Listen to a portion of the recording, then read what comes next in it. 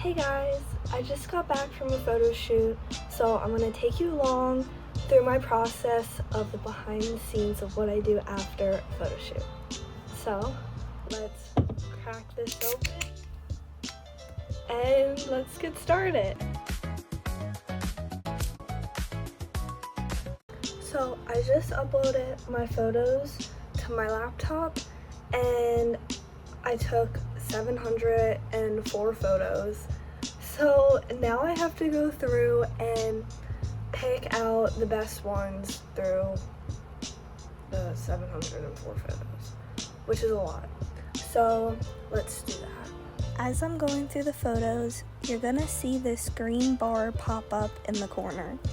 To do this, I hit Command 8. This allows me to choose the photos that I want to edit.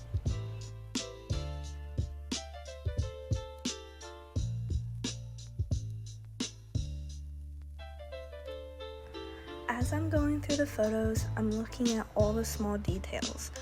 I'm looking at her hair to see how her hair lays in the different poses to pick out the best photo. Also, I'm looking at the lighting. I know I can always adjust it, but I want to have the best lighting in the photo, so going to edit it makes it easier for me. I also zoom in at some points to make sure the photo is in focus because that's very important.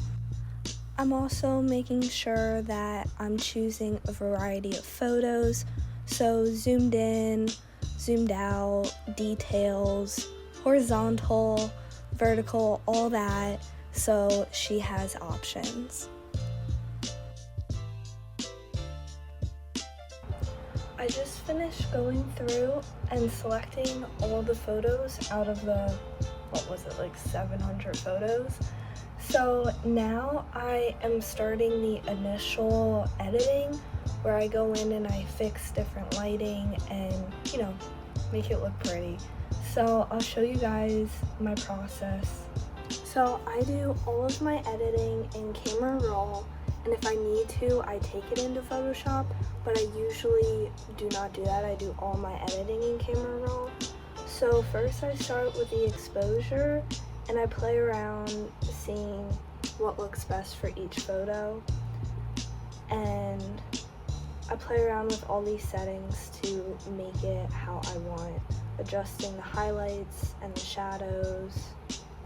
And then there is this little eye tool on the top of each section, so I always click that so I can see the before and after to see the changes that I made.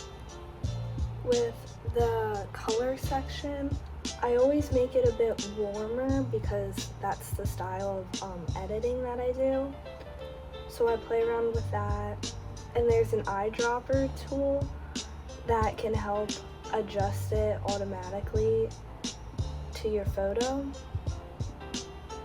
Once I like my edits on my one photo, I copy the edit settings and then I'm done with this photo.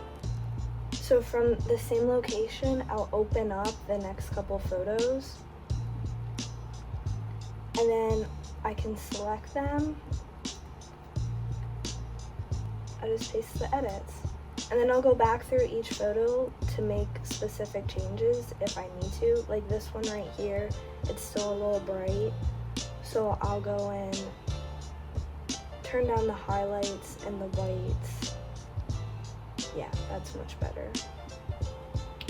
So then